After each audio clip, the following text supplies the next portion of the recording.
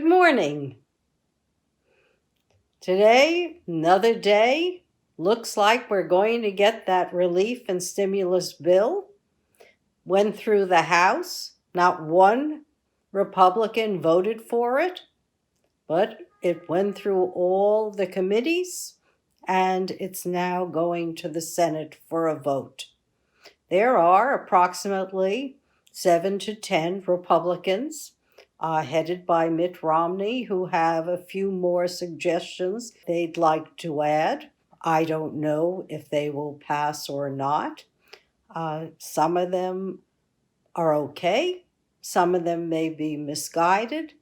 But whatever makes this bill pass the fastest, that's what the country wants. The country is 86% behind the 1.9 stimulus and relief package. I don't think it's a crime to give money to the schools. Doesn't matter that they've opened up during the pandemic.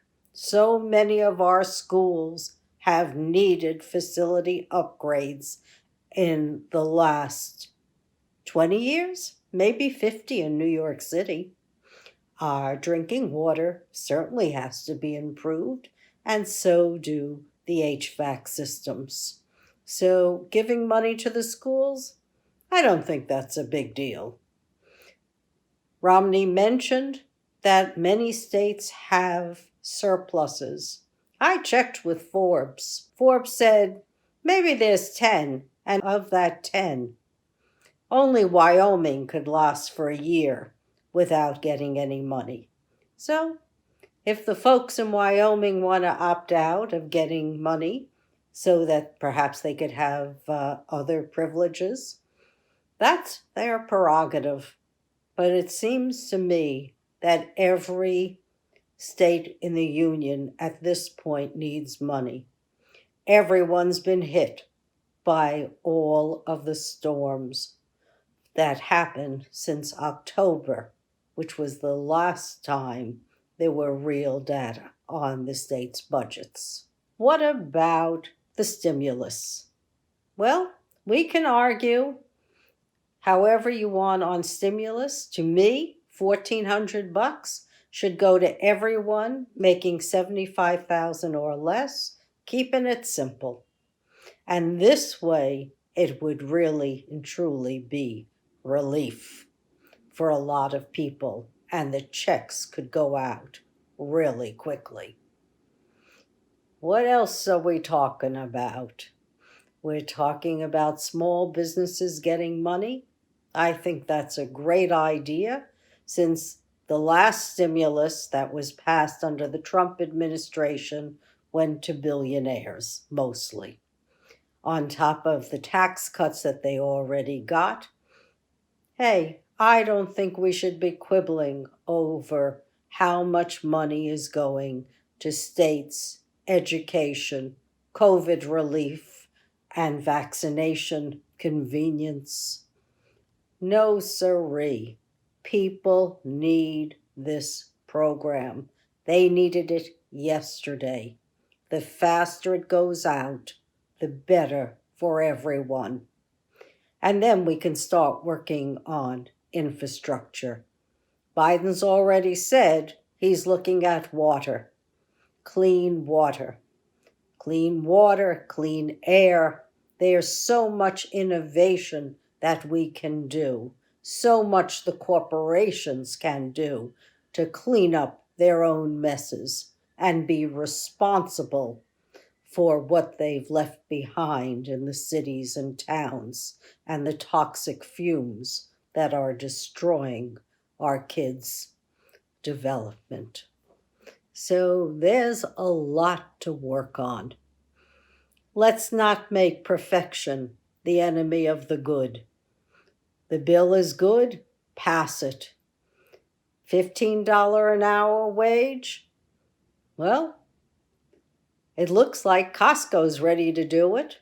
If that's a block that would delay passage, then I say go with the $10 now as the federal new minimum and phase it in. Nobody stops a corporation from giving more, and the federal government could encourage that. Anyone doing business with the U.S. government should have a federal mandate. $15 an hour. What is it? Around $30,000 a year. I used to give 25 years ago my warehouse men $35,000 a year. So I don't think that this is an outrageous amount of money. When I hear from many friends who have professional degrees, all they're getting is $36,000 a year. That's not a lot of money. When I knew loan officers or branch managers that got several $100,000, the banks are making a killing. No reason not to pay more. COVID is still problematic in our country. While other countries are getting out of lockdowns like Iceland or Israel, we're still suffering because COVID was politicized. This is the biggest tragedy that could have befallen us. Over 500,000 people have died. Many more are suffering from what is known as long COVID, the symptoms of COVID that attack different organs of your body. And once again, perfection is the enemy of the good. We have simple rapid tests that Mina has come up with. They would stop the outbreaks. They would identify the 50% of the public that are asymptomatic carriers. They would really be a help to everyone in this society. Pass the FDA approval system for it. There is no approval for it yet, and that's why Dr. Mina cannot get it through the FDA. But we need it. We need it, and we need it quickly. Looks like the countries that did best on curbing COVID had active daily talks with the population on what to expect, the guidelines to follow, and it was an informed population that were able to follow the rules. Following the CDC outlines and guidelines makes it the only way we can exit COVID. So, in conclusion, hey, I think our future is bright. Nobody is stopping the 7 to 10 senators from putting their input into the bill. And my feeling is they should do so. And the quicker that bill gets out of the Senate and back to the House and onto Biden's desk for signature, the better we'll all be as a country. Lord knows everyone needs the money, especially now after all the winter storms that we've seen in the last couple of weeks.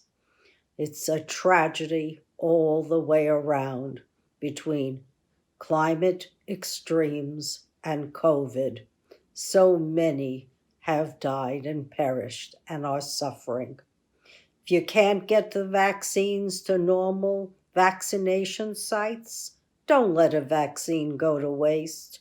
Take it to the food lines, take it to the pantries, and use those vaccines. It's criminal not to vaccinate as many people as possible. And I would open up the vaccination list to include anyone with comorbidities. The faster we get out of COVID, the less variants we'll have, and the healthier and more productive our population. Do what Israel's doing. Don't make it so that we have to wonder who's getting vaccinated and who isn't.